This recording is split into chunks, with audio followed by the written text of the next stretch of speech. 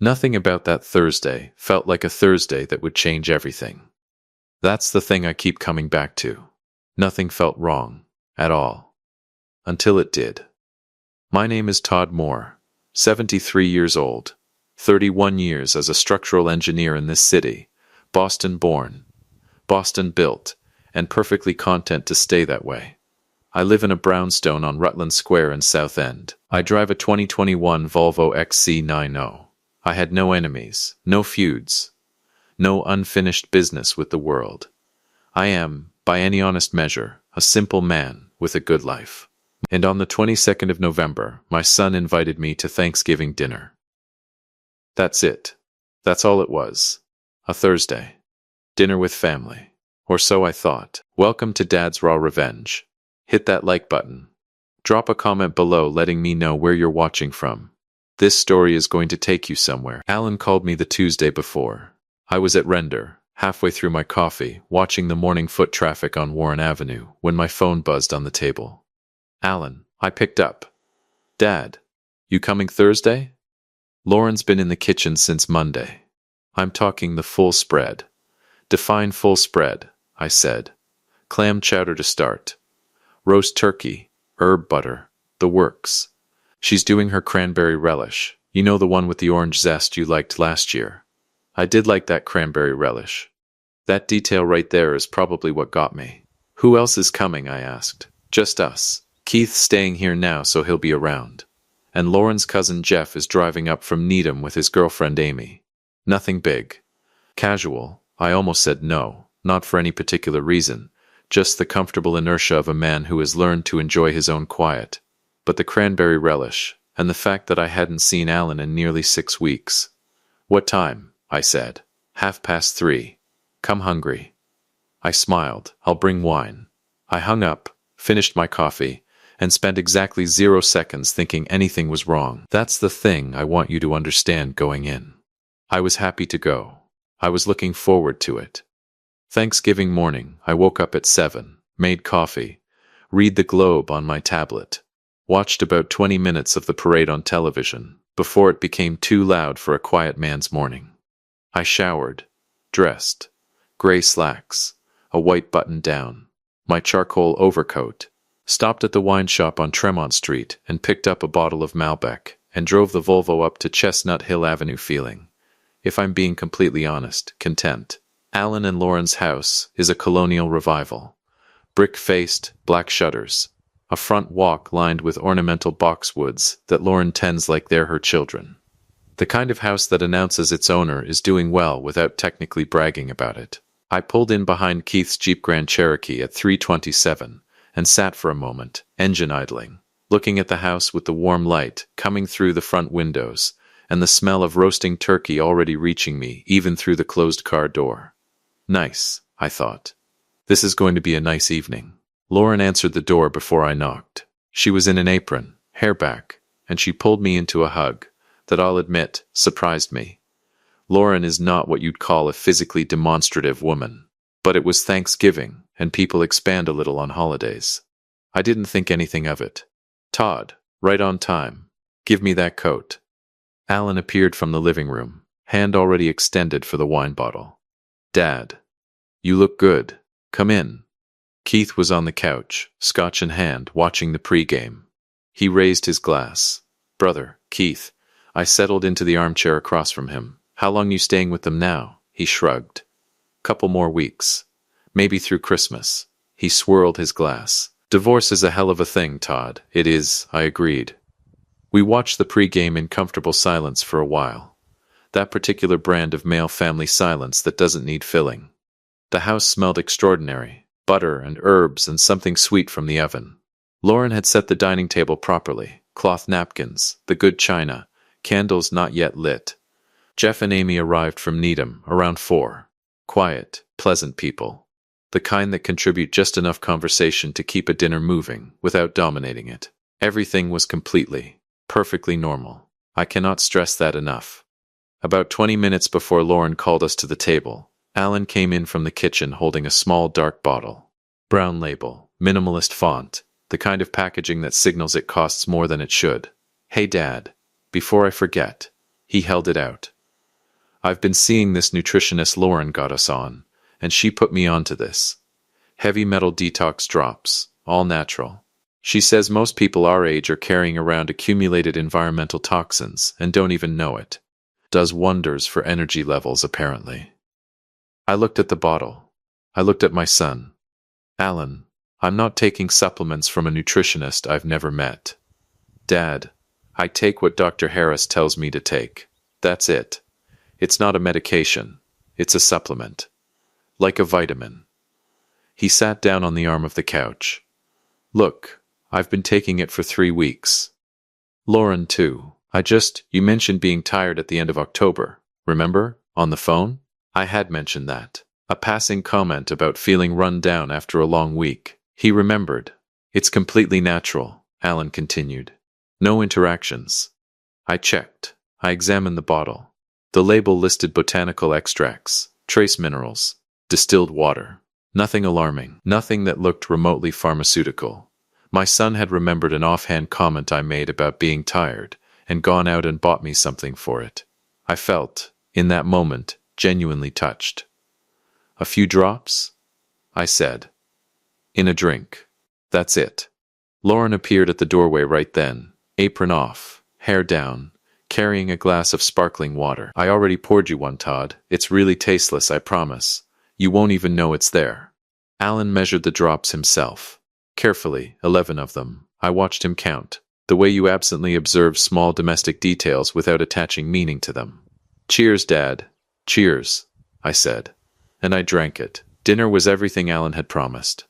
Lauren's clam chowder was the real Boston kind. Thick, cream-based, chunks of potato and fresh clam, served with oyster crackers on the side. The turkey was properly rested. Herb butter worked under the skin, the kind of result that takes real effort. Cape Cod cranberry relish with orange zest. Parker House rolls still warm from the oven. Green beans with slivered almonds. Jeff opened a bottle of Pinot Noir he'd brought from Needham. Amy complimented the table setting. Keith had a third scotch. It was, genuinely, a wonderful Thanksgiving dinner. The conversation moved the way good family dinners do. Sports, then real estate prices because you can't avoid it in Boston, then Keith telling a story about a fender bender on the Mass Pike that was considerably more entertaining in his telling than it had any right to be. Alan was relaxed. Lauren was warm. The candles were lit. I was happy. Midway through the main course, somewhere between the second roll and reaching for the cranberry dish, it arrived without announcement. My mouth went dry. Completely, suddenly dry, like someone had turned off a valve.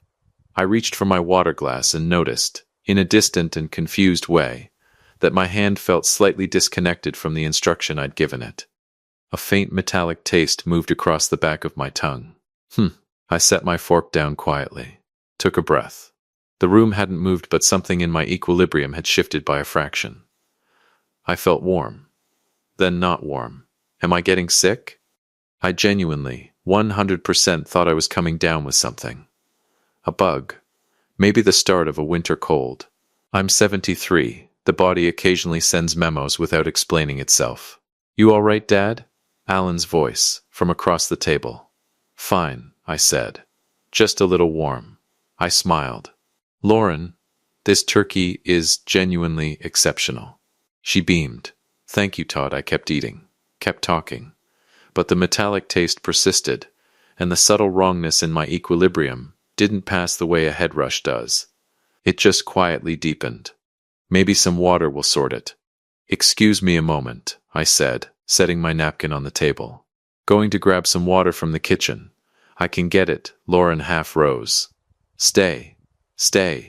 Enjoy your dinner. I waved her back down. I know where the kitchen is.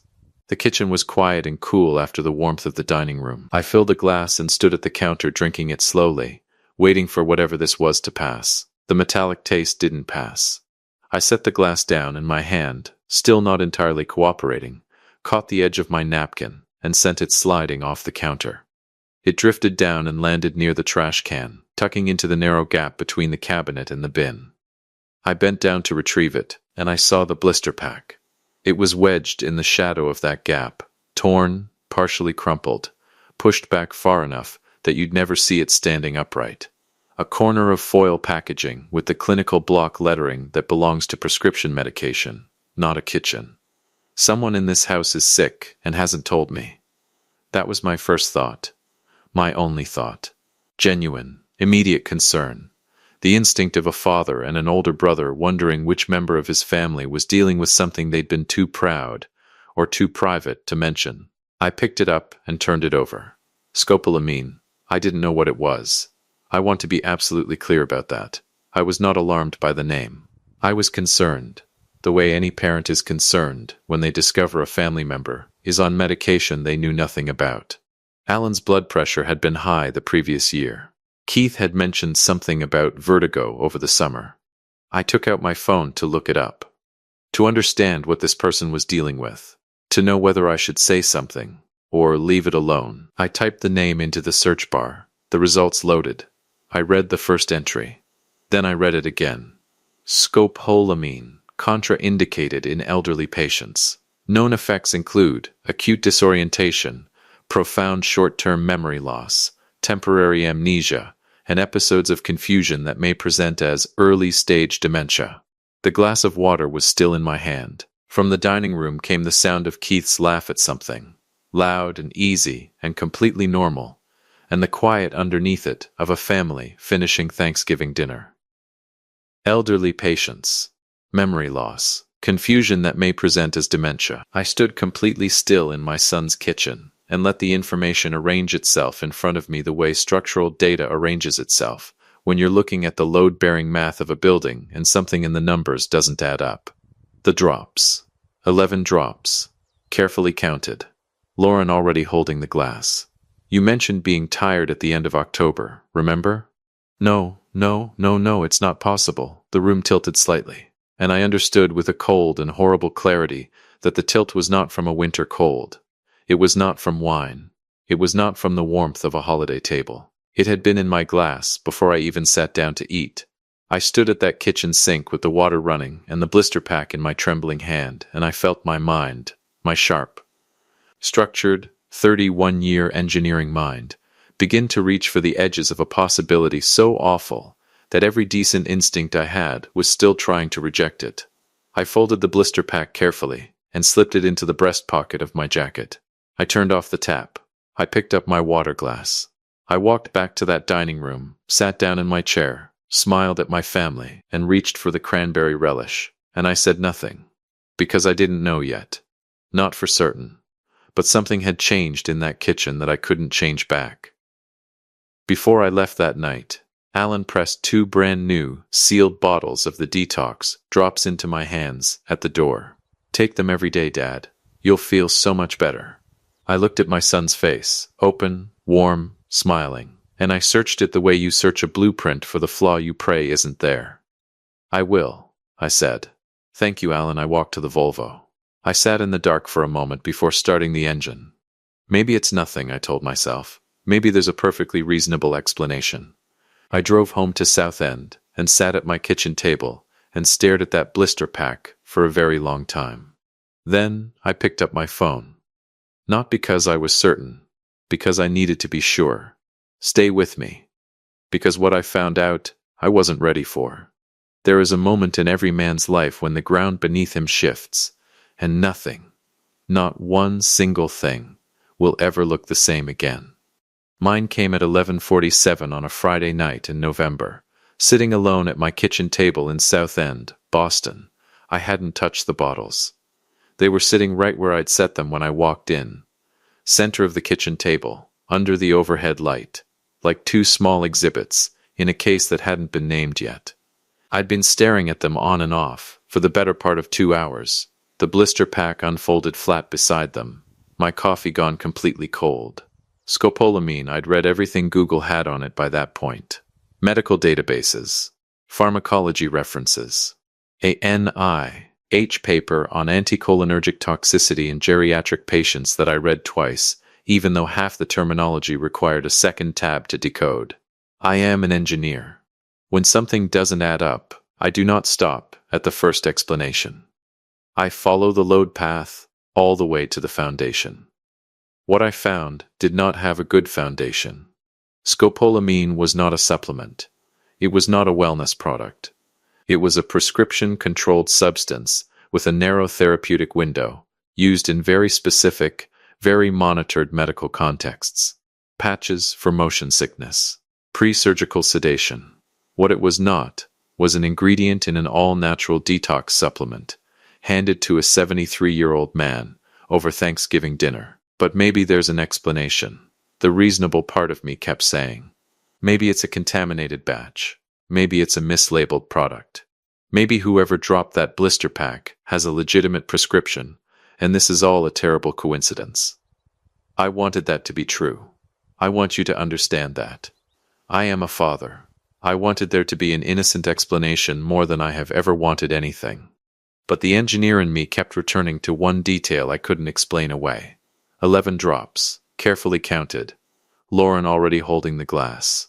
I picked up my phone. Erin Moore lives in Philadelphia, Pennsylvania. She is 29 years old and a practicing attorney, sharp as a surgical instrument and twice as precise. She left Boston 5 years ago, after a bitter, irreparable falling out with Alan over their grandmother's jewelry.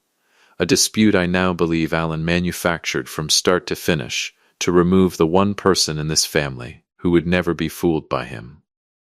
At the time, I hadn't seen it that way. At the time, I'd stood in Alan's driveway watching Erin's taillights disappear down Chestnut Hill Avenue and told myself it was just siblings being siblings.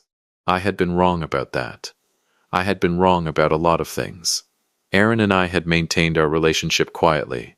Phone calls, visits when Alan wasn't involved, a careful navigation around the fracture in the family. She never asked me to choose. I never made her feel like she'd lost. But calling her at midnight about her brother felt like crossing a line I couldn't uncross. I crossed it anyway. She picked up on the second ring. Dad? Instantly alert. Erin does not do groggy. It's almost midnight. What's wrong? I need you to listen to me, I said, all the way through. Don't interrupt until I'm done. A beat. Okay, I told her everything.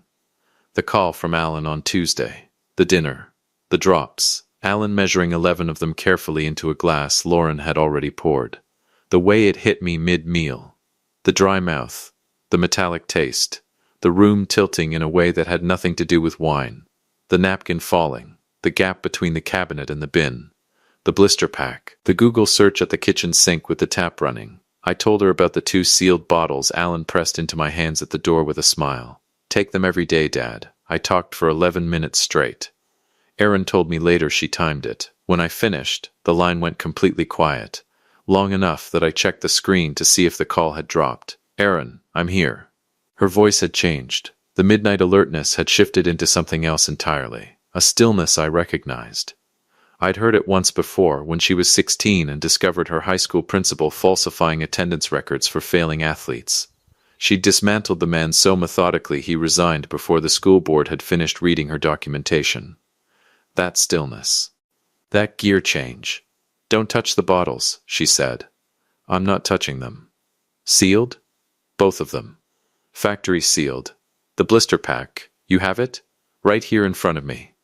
Good, I heard her moving. Philadelphia. 210 miles south, and I could picture her exactly. Up, barefoot, laptop already open on her kitchen counter. I need you to overnight everything to me first thing tomorrow morning. The blister pack and both sealed bottles. FedEx, not USPS. There's a location on Boylston Street. Erin, it's the Friday after Thanksgiving. FedEx hubs run through holiday weekends. They open at 8. A pause. Pay cash. And Dad, don't put your name on the return address. Don't put your name on the return address. That sentence landed differently than the others. Because that wasn't a daughter being careful. That was an attorney treating this as evidence. What are you thinking? I asked. Though part of me already knew I didn't want the full answer yet. I'm thinking I need to know what's actually in those bottles before either of us says another word. Her voice was controlled. Precise. Can you do what I'm asking? Yes. Get some sleep. I'll call you at 7. She called at 6:52. I drove to the FedEx on Boylston Street at 8:15 the next morning. Cold, flat November light. The public garden across the way was stripped bare, the swan boats long since put away for winter, The path's empty except for a man walking a retriever and a woman in a red coat moving fast with her head down. Boston in late November is a specific kind of lonely, beautiful, all-gray sky and bare branches, and the kind of cold that doesn't negotiate. I had the blister pack sealed in a Ziploc bag. Both bottles wrapped separately in paper towels, padded envelope, taped securely. For the return address I used my neighbor Frank DeLuca, a retired postal worker on Rutland Square who owed me a favor from a contractor dispute I'd helped him navigate 3 years back. Frank didn't ask questions. Good man. I paid cash. I watched the envelope go behind the counter. Walking back to the Volvo, I stopped on the sidewalk for a moment, hands in my coat pockets, and looked up at that pewter sky. What am I doing? What is this? This is my son. I stood there on Boylston Street, 73 years old, and I gave myself exactly 60 seconds to hope I was a paranoid old man who'd read too many medical websites on a sleepless night. Then I got in the car and drove home. 4 days later, Tuesday morning, I was sitting in my living room on Rutland Square pretending to read a book. I say pretending because I had read the same paragraph on page 61 approximately 14 times, without retaining a single word. My phone was on the cushion beside me. It rang at 10:12. The lab results came back. Aaron's voice. No greeting. No preamble. I set the book down. Already? I rushed it. I know people at an independent toxicology lab. They owed me a turnaround. A breath. Dad, I need you to stay calm. I was already not calm. Tell me. Both bottles. The sealed, factory-packaged, all-natural detox drops. They're laced with scopolamine. Concentrated. Significantly above any therapeutic threshold. She paused. The toxicologist flagged it immediately. His written report uses the phrase, and I'm reading this directly, consistent with intentional poisoning. The living room went very quiet. Outside on Rutland Square, a city bus groaned up the street. Completely ordinary sound. Completely ordinary Tuesday morning. Intentional poisoning. How concentrated? I asked. Because I am an engineer, and I needed the specific number even when the specific number was going to destroy me. Concentrated enough that taken daily, the way Alan instructed you, the cumulative effect on someone your age would produce rapid and severe cognitive symptoms. Repeated disorientation episodes, significant memory gaps. Confusion severe enough that anyone observing you over 2 to 3 weeks would have a very compelling medical record of serious cognitive decline. Short sentences. My brain had stopped processing long ones. They needed me to look like I was losing my mind, I said. They needed documentation, Aaron said. Medical, behavioral, witnessed. I also ran a trace on your property titles at the Suffolk County Registry of Deeds. Someone pulled a certified asset valuation and title search on your South End brownstone and your entire portfolio back in mid-October. The request didn't come from a bank, Dad. It came from a law firm in Brookline. A man named Richard Crane. A pause that felt like standing at the edge of something, with no railing. I called a colleague who specializes in probate law in Norfolk County. Crane has a reputation in the dark corners of the Boston bar. He handles predatory guardianships. He quietly maps out high-net-worth seniors, coaches estranged family members on how to document behavior, and has them draft a preemptive guardianship and financial conservator petition. It sits in his office, completely drafted, just waiting for the client to trigger a medical emergency or a failed evaluation. The second you falter, they file it, and a probate judge strips you of your legal right to manage your own affairs. Your estate. Your accounts. Your property. Everything under Alan's control. My estate. Real estate holdings. Retirement portfolio. 31 years of disciplined investment that I had built the same way I built everything. Carefully, structurally, with the long view in mind. Conservative estimate. North of $4 million. My son looked at his 73-year-old father and saw $4 million. I sat in my living room on Rutland Square, and I felt something happen inside my chest that I don't have a precise word for. It wasn't rage. Rage is hot and fast and loud. This was cold. This was structural. This was the feeling of a load-bearing wall giving way in slow motion, and knowing exactly what's going to fall. Keith signed it, I said. It wasn't a question. Keith is listed as a supporting signatory. A pause. Dad, Keith moved into that house in September. I sat with that for a moment. My brother, 53 years old, recently divorced, recently broke, showing up on Alan's doorstep 2 months before Thanksgiving with his Jeep Grand Cherokee and his scotch and his comfortable couch-based existence. Suddenly that timeline had a completely different shape.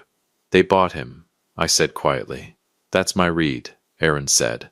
His signature on that petition isn't a confused brother making a bad call. That's financial survival. I closed my eyes. The pieces clicked into place with a sickening thud. Keith's sudden divorce in September. His sudden hospitality stay at Alan's house. The endless scotch. My brother hadn't fallen on hard times. He had sold his loyalty to my son in exchange for a cut of my life's work.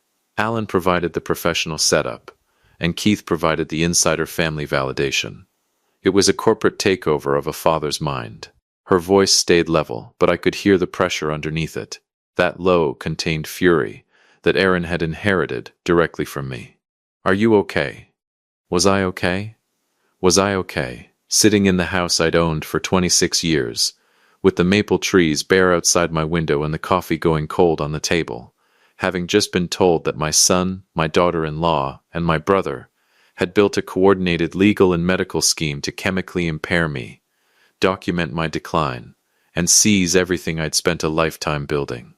I will be, I said. What do? We do this exactly right. Her voice shifted into something clean and decisive. No confrontations. No calls to Alan. No changes to your behavior. Nothing that signals anything has changed on your end. You hear me? Total surface normalcy. Understood. First move. I'm scheduling you for a full independent cognitive evaluation. Court. Admissible. There's a neurological assessment center in Framingham, run by a Dr. William Hart. He's provided expert testimony in 3 elder abuse cases in Massachusetts. I've already contacted his office. She'd already called. Before she even delivered the lab results, she had already made the call. We get you evaluated clean and on record before they file anything. That document becomes the foundation of everything. When? I asked. Thursday. I'm driving up Wednesday night. The line went quiet for a moment. I looked at the book still open on my lap. Page 61. That same paragraph. Aaron. I stopped. Tried to locate the right words somewhere in the wreckage of the last 4 days. I owe you an apology. For the years I let Alan, Dad, firm, gentle, the voice of someone who has already processed the grief of a thing and come out the other side. Not now. We'll have that conversation. I promise you we will. But not now. A beat. Right now I need you focused and steady. Can you do that? Yes, I said. Good. I'll see you Wednesday. She arrived at Rutland Square at 7:43 Wednesday evening, December 4th. I watched from the front window as the silver Audi A4 with Pennsylvania plates pulled onto the street and parallel parked in one clean, unhesitating move. She stepped out in a dark wool coat, leather document bag over one shoulder, hair pulled back. 29 years old and moving like someone who had never once in her life been uncertain about where she was going. That walk. That's not from her mother. That's mine. I opened the door before she reached the steps. We stood in the doorway for a moment, the December cold pressing in from the street, the brownstone warm behind me, and then she stepped forward and hugged me. Hard, the kind of hug that carries the weight of 5 lost years and doesn't try to explain them. You look good, Dad, she said. I look 73, I said. She laughed. First real laugh I'd heard in 2 weeks. It hit me somewhere behind the sternum. Come inside. Show me everything. We worked at the kitchen table until past midnight. Aaron laid it out in order. The toxicology report. The legal filings her network had surfaced on Richard Crane. The financial trail connecting Alan's guardianship petition to the estate valuation documents Crane had quietly commissioned. She set each page down with the deliberate precision of someone who had been arranging this architecture for days. Then, she pulled out one more document. Crane has done this before, she said, tapping the page. I ran his case history. 3 prior guardianship petitions in Massachusetts, 2 of them flagged by the State Elder Affairs Office for procedural irregularities. He has a pattern. He finds families with elderly, high net worth individuals, coaches them on building a behavioral record, and files when the documentation is thick enough. She looked up at me. Alan didn't architect this alone. Dad, someone walked him through every single step. My son didn't just betray me. My son hired a professional to help him do it. I looked at the papers spread across my kitchen table. The same table where Erin used to do her homework at 12 years old. Back when this house was full and loud and whole. Back before Alan decided she was expendable. He'd been wrong about that. He'd been wrong about a lot of things. Thursday morning we drove out to Framingham in the Volvo. Erin navigated from the passenger seat, coffee cups in the console, the radio low. Just a father and daughter on an ordinary December morning, which is exactly what it needed to look like. Dr. William Harte's facility sat off Route 9. Clean, quiet, unremarkable from the outside. The kind of place that does serious work without announcing it. I was in with Dr. Harte for 2 hours and 40 minutes. When I came out, Erin was in the waiting room. Straight-backed, document bag on her lap, completely still in the way that meant her brain was running at full speed underneath. She looked up. Dr. Harte stepped into the doorway behind me. He looked at Erin and said, "Without ceremony, your father has the cognitive profile of a man 15 years younger. Whatever claims were going to be made, there is no medical ground to stand on." I watched 3 things move across my daughter's face in sequence. Relief, rage, resolve. She stood, shook Dr. Harte's hand. Then she looked at me with those eyes. Her mother's eyes. My stubbornness.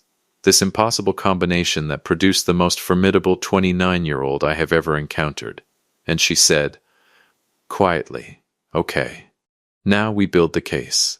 And over the next 12 days, that is precisely what Erin Moore did. If you have been listening for a while, drop your thoughts in the comments. Hit the like button while you're at it, and be sure you're subscribed. Erin filed a preemptive counterpetition in Suffolk County Probate Court, establishing my full legal competency. Dr. Hart's evaluation attached, dated, certified, and court admissible. Any guardianship petition Alan filed now would walk directly into a wall he didn't know existed. She submitted the toxicology report, blister pack, both sealed bottles, full laboratory analysis, to the Massachusetts State Police Elder Protective Services Unit. The report was classified as criminal evidence. A detective named Ron Paulson was assigned. Patient, thorough, the kind of man who builds a case the way I built structures, from the foundation up. She forwarded the complete paper trail to the Suffolk County District Attorney's Office. Richard Crane's involvement. The drafted petition, the 6-week preparation timeline, the prior case history. And then she did one more thing. One quiet, surgical thing she mentioned, almost as a footnote, while we were cleaning up the kitchen table at 1 a.m. "I filed a formal complaint with the compliance department at Harwick & Cole," she said. "Alan's firm. I included a copy of the guardianship petition, naming him as proposed financial conservator of your estate." She stacked the last folder and looked at me. "That's a textbook conflict of interest for a licensed financial advisor. They'll have no choice but to act on it." I looked at my daughter. "When did you do that?" I asked. "Tuesday," she said. "Right after I called you with the lab results." She'd filed the complaint the same day she delivered the news. Before I'd even asked. Before we'd even discussed it. Alan was placed on administrative leave by Harwick & Cole on December 12th, pending internal review. He had no idea. He was still calling me every few days to ask if I was taking my drops. Every day, I told him. Like clockwork. Let him believe that. Because here is what my son had failed to account for when he stood at his front door on Thanksgiving night and pressed 2 bottles of those so-called supplements into his father's hands with a warm smile. He forgot who raised me. And he severely, catastrophically, irreversibly underestimated who I raised. Every trap has 2 sides. The one who sets it, and the one who figures out where the door is. That morning of December 16th, I woke at 5:45. Made coffee. I stood at my kitchen window and looked out at that gray Boston sky for a long time. Today was the day. Erin was already awake when I came downstairs. She was at the kitchen table in her socks, hair loose, reading something on her laptop, with both hands wrapped around a mug.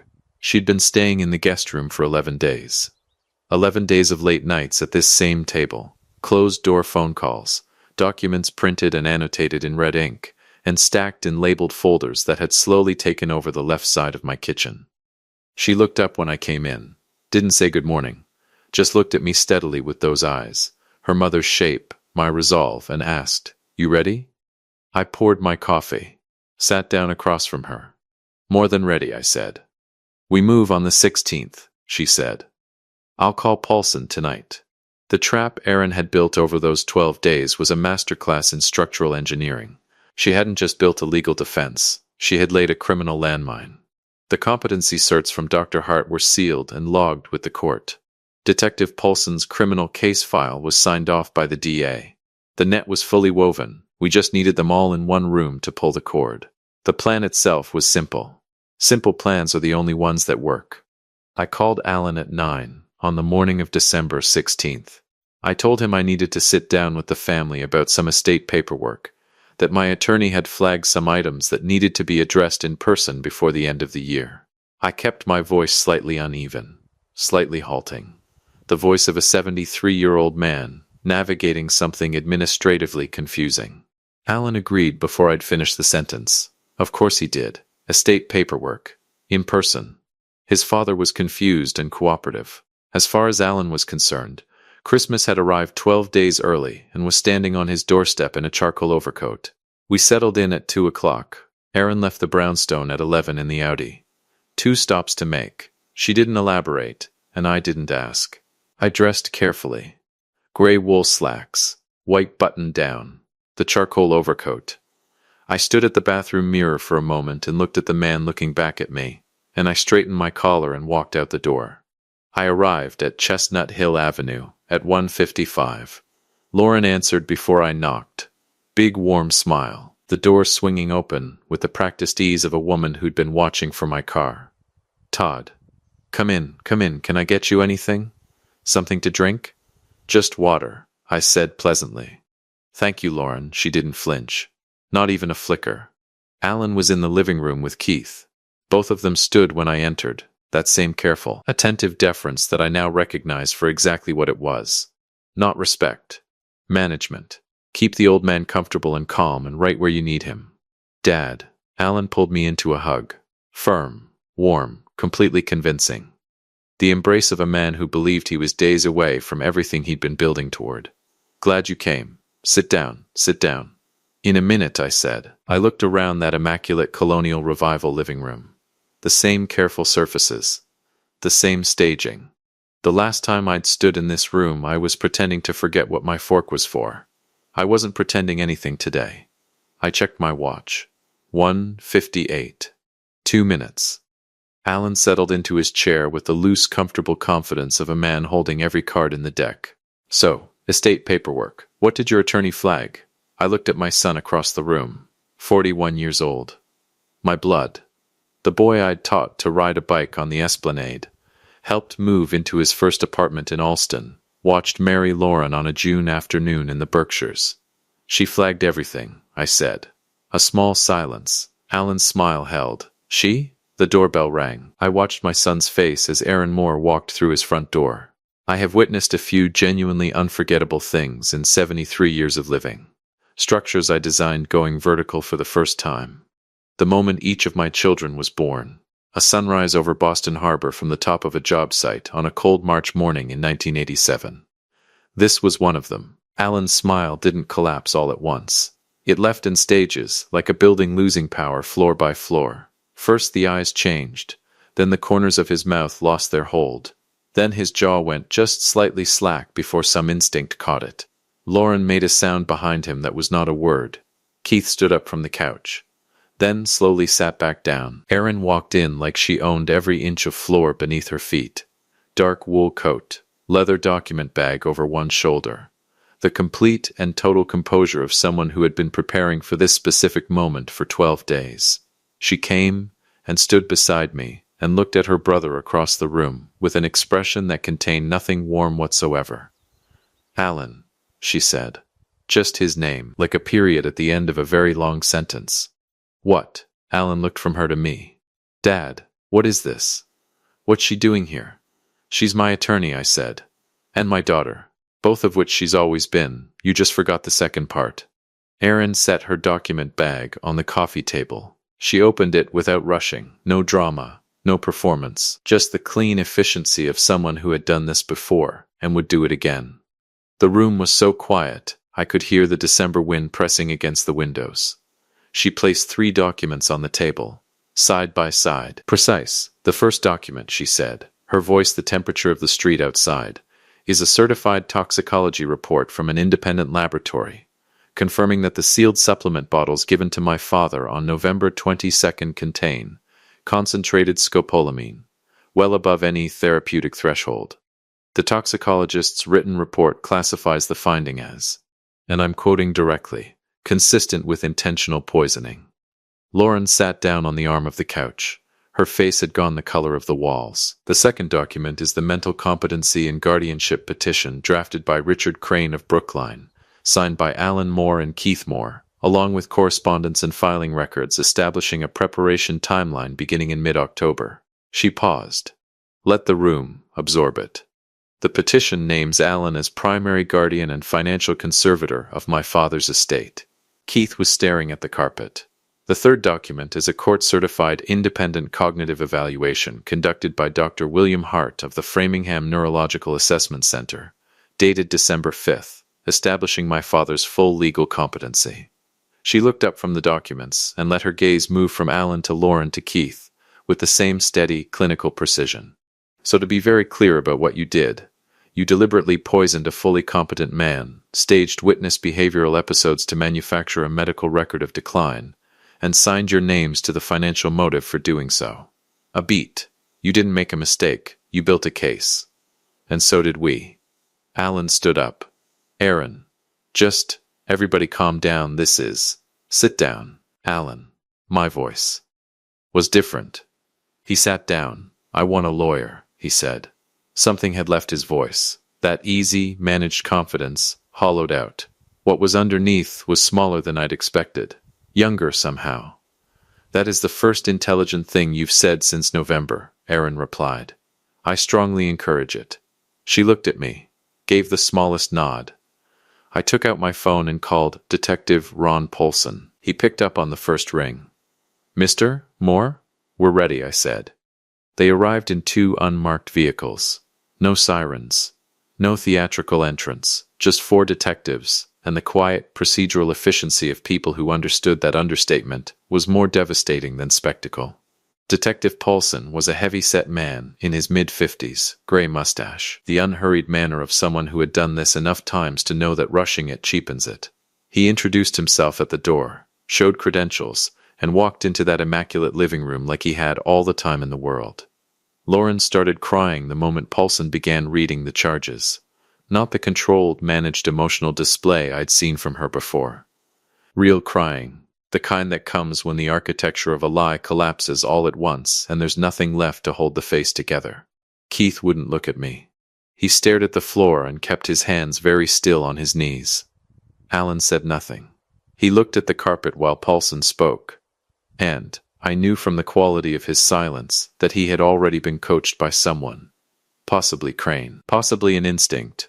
On exactly what not to say if this moment ever arrived. He'd planned for the possibility of getting caught. That detail, above everything else, was the one that cost me something permanent.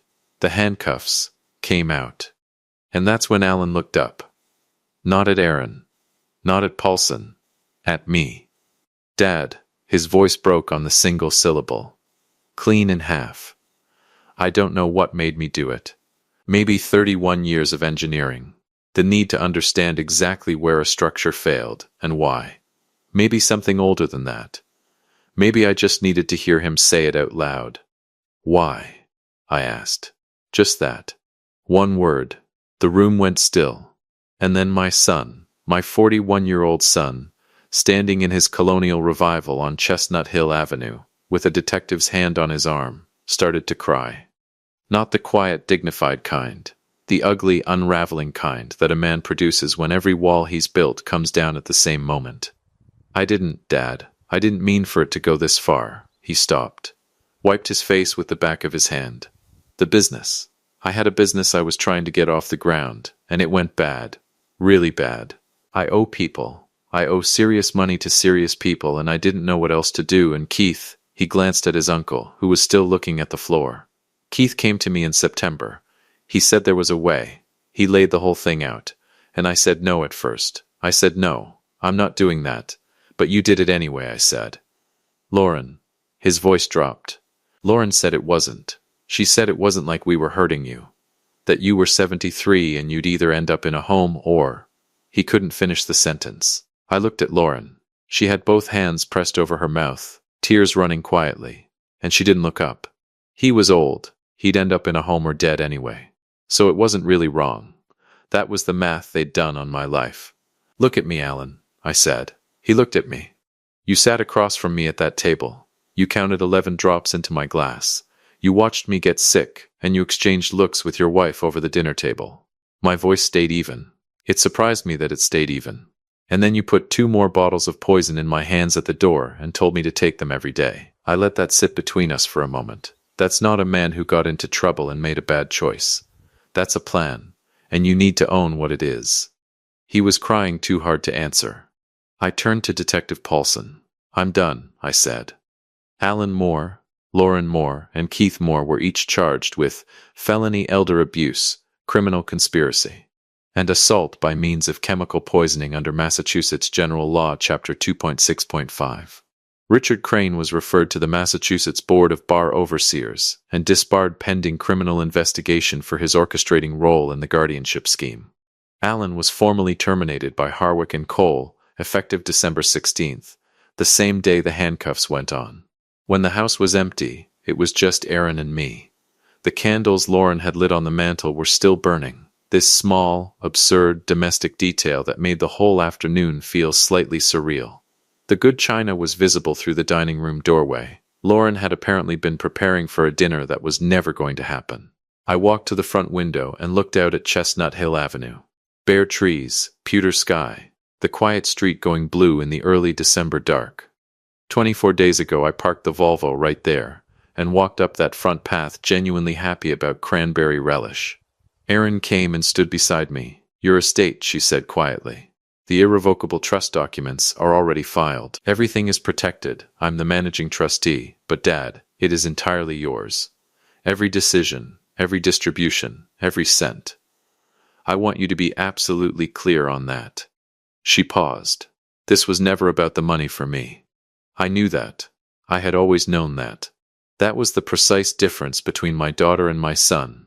One of them had looked at me across a table and seen a father. The other had looked at me and seen an estate. I know, I said. She leaned her head briefly against my shoulder. One moment. Then she straightened. Get you out of here? She asked. Yes, we walked out of that house together. I pulled the door shut behind me without looking back. The December air came at us clean and cold and honest. The best thing I'd felt in 24 days. I stopped at the top of the front steps. There's a place on Newbury Street, I said. Does a lobster roll that'll make you question every life decision that kept you in Philadelphia. Aaron laughed. Full and unguarded and real, my daughter's laugh, the one I hadn't heard enough of in 5 years, and it landed somewhere deep and necessary. Lead the way, old man, she said. Old man. I smiled and walked down the steps. The case went to trial the following spring. I sat in that courtroom in my gray wool slacks and my white button down on the day of sentencing. And I listened to a judge speak in the precise, formal language of the Commonwealth of Massachusetts. And what she said, stripped to its essence, was this. What was done to Todd Moore was not a family dispute. It was a crime. Alan received 4 years, Lauren, 3, Keith, 2.5. Richard Crane was facing his own separate criminal proceedings. I did not feel triumphant walking out of that courthouse. I want to be honest about that because I think you deserve the honest version. You do not feel triumphant when your son goes to prison. You feel the accumulated weight of every year, every phone call, every Thanksgiving, every moment you wish you had seen sooner and didn't. But underneath that weight, solid and load-bearing and permanent, I felt something else. Clarity.